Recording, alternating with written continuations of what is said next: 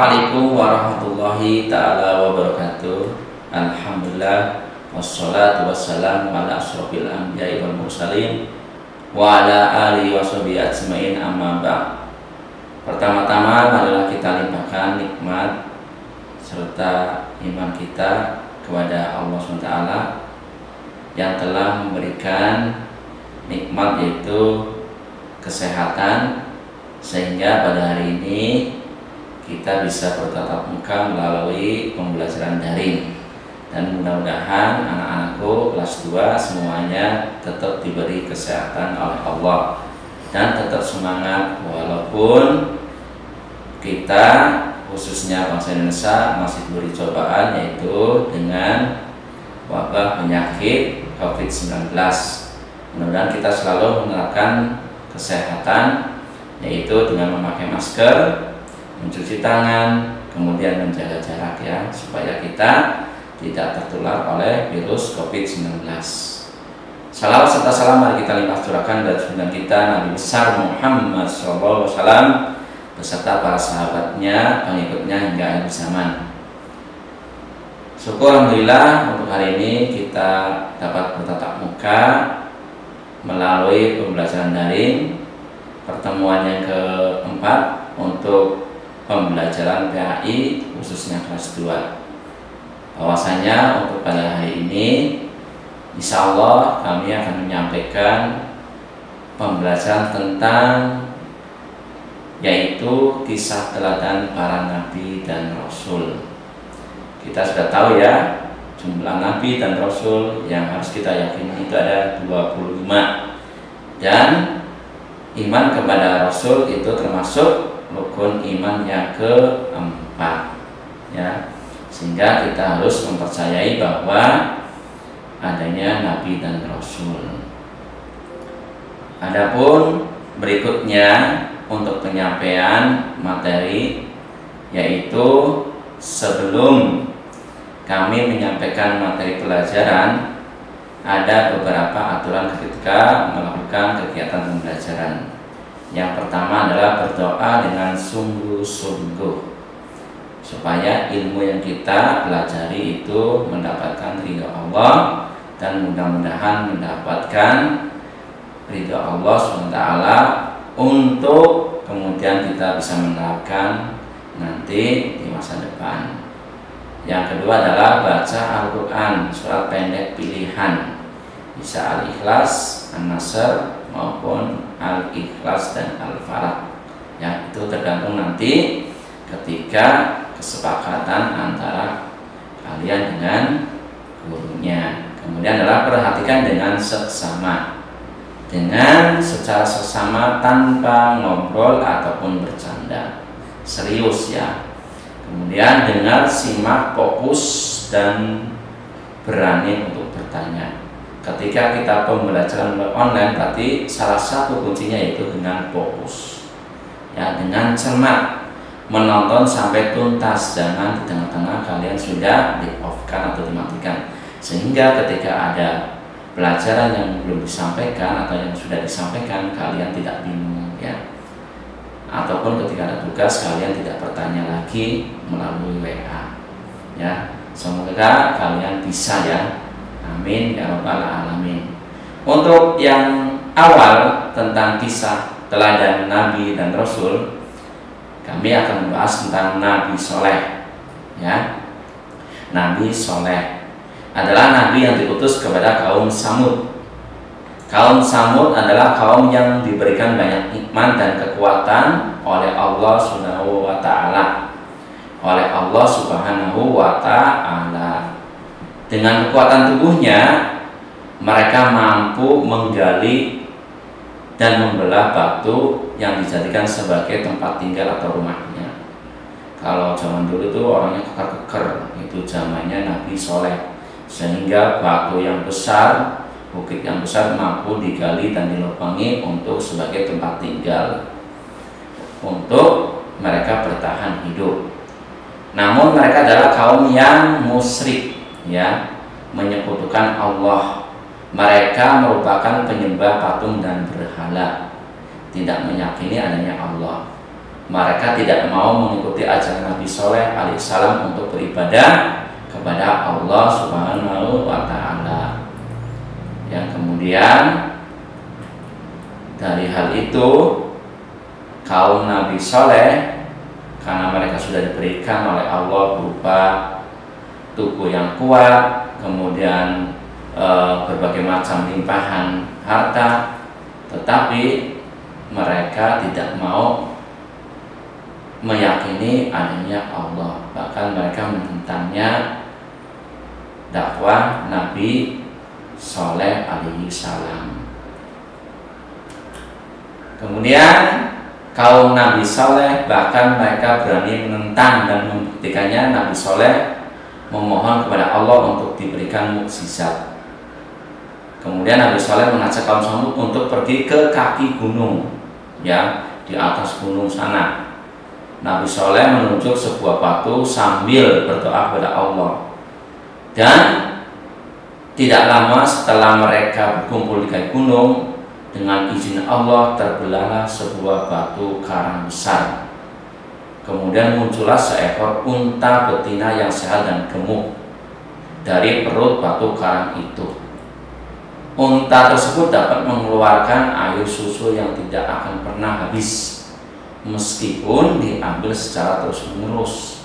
Yang itu adalah mukjizat Nabi Soleh, dapat mengeluarkan unta dari balik batu tersebut, ya. Unta itu gemuk, sehat, kemudian dapat mengeluarkan susu dan bisa diambil susunya selama unta itu masih hidup secara terus-menerus, ya. Buat siapa? Buat kaumnya, ya, yang tidak mempercayai bahwa Nabi Soleh itu adalah utusan Allah. Dengan bukti adanya mukjizat, Nabi Soleh mampu mengeluarkan seekor unta dari balik batu tersebut, yang mampu mengeluarkan air susu secara terus-menerus, kemudian dapat diambil oleh kaumnya. Nabi Soleh berpesan agar unta tersebut dibiarkan hidup bebas dan tidak boleh ada seorang pun yang mengganggunya, ya. Bahwasanya kalau kaumnya mengganggu unta tersebut, maka Nabi Soleh sudah mengingatkan akan terjadinya hal-hal yang buruk, ya. Bahkan seharusnya unta tersebut dijaga dan diperbolehkan untuk minum air sumur penduduk, ya. Minum air dari sumur penduduk, ya. Tidak boleh dilarangnya ketika unta itu mau meminum air dari sumur penduduk, maka unta tersebut dipersilahkan, tidak boleh dilarang, ya. Melihat mukjizat tersebut, kaum Samud tetap tidak mau beriman. Mereka tidak mempercayainya, ya. Mereka menganggapnya bahwa itu adalah sihir, ya. Karena itu mereka tidak percaya, walaupun sudah dibuktikan dengan adanya seekor unta yang keluar dari balik batu tersebut. Tetapi kaum Samud tersebut masih tetap tidak mempercayai dan mengingkarinya, ya. Bahkan mereka akhirnya beramai-ramai untuk berani membunuh unta betina tersebut, yang sudah jelas dilarang oleh Nabi Soleh. Bahwa Nabi Soleh itu sudah mengingatkan, jangan mengganggu unta tersebut, apalagi membunuhnya. Nanti kalau mengganggu dan membunuhnya, maka akan terjadi hal-hal yang tidak diharapkan. Nabi Soleh itu sudah mengingatkan kaumnya, tetapi kaumnya tetap membandel dan hendak ingin membunuh dan mengganggu unta tersebut. Hingga Nabi Soleh alaihissalam berdoa kepada Allah untuk menurunkan azab Allah, sehingga azab Allah pun datang 3 hari berselang petir datang menyambar silih berganti. Tidak sedikit pun kaum Samud yang terkena sambarannya. Gempa dahsyat datang dengan tiba-tiba mengguncang sangat hebatnya. Bangunan-bangunan hancur berantakan menimpa tubuh mereka sehingga mereka binasa. Hanya orang mukmin dan pengikut Nabi Soleh yang selamat, karena satu dari sebelumnya turun azab, Nabi Soleh dan para mukminin telah pergi meninggalkan kaum Samud menuju Ramalah, sebuah tempat di Palestina, ya. Itu sehingga azab itu hanya berlaku untuk kaum yang tetap musyrik, syirik, dan tidak mengakui kebenaran adanya Allah. Tetapi untuk pengikut Nabi Soleh dan kaum yang mengikutinya selamat dari azab tersebut. Mereka sudah pergi meninggalkan kaum Samud ketika sebelum azab itu datang. Mereka sudah diingatkan oleh Allah, ya.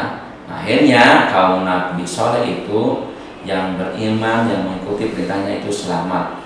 Mereka menuju Ramalah, yaitu sebuah tempat di Palestina, ya. Kemudian yang kedua adalah meneladani kisah Nabi Lut alaihissalam, ya. Nabi Lut adalah keponakan dari Nabi Ibrahim alaihissalam. Beliau diutus Allah kepada kaum Sodom.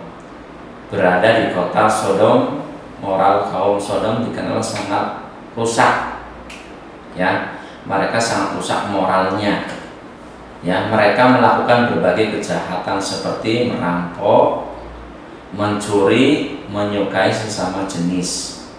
Perilaku yang tidak pernah dilakukan oleh kaum manapun sebelumnya. Jadi kaum Nabi Lut itu yang laki-laki suka sama laki-laki, yang perempuan suka sama perempuan. Kalau istilahnya sekarang itu kaum gay atau lesbi, ya. Karena kalian masih kelas 2, nanti pasti tahu tentang perilaku menyimpang itu, ya, karena itu adalah perilaku kaum Nabi Lut. Tapi sekarang, sampai sekarang masih ada perilaku tersebut, bahkan sudah memprihatinkan, ya. Kalau di kota-kota besar, di negara-negara lain, untuk kaum-kaum tersebut malah secara legal mereka bisa hidup, ya. Tetapi kalau di Indonesia itu dilarang, karena itu bertentangan dengan akhlak dan agama apapun, tidak diperbolehkan. Perilaku menyukai sesama jenis itu sama dengan perilaku kaum Nabi Lut, ya. Satu-satunya cara agar perilaku mereka tidak dicontoh umat-umat di wilayah lain adalah dengan mendoakan Nabi Lut berdoa agar kaumnya diberi azab oleh Allah Subhanahu wa Ta'ala. Beberapa malaikat datang ke rumah Nabi Ibrahim sebagai tamu yang menyamar dalam bentuk pemuda-pemuda untuk memberitahu bahwa penduduk kota Sodom akan dibinasakan. Tetapi ketika tamu tersebut, ya, datang ke Nabi Ibrahim memberitahukan tersebut, Nabi Ibrahim merasa khawatir karena Nabi Lut berada di sana. Namun malaikat mengatakan bahwa kebinasaan hanya untuk orang-orang yang tidak beriman. Kemudian malaikat bertamu ke rumah Nabi Lut dengan menyamar dalam bentuk pemuda.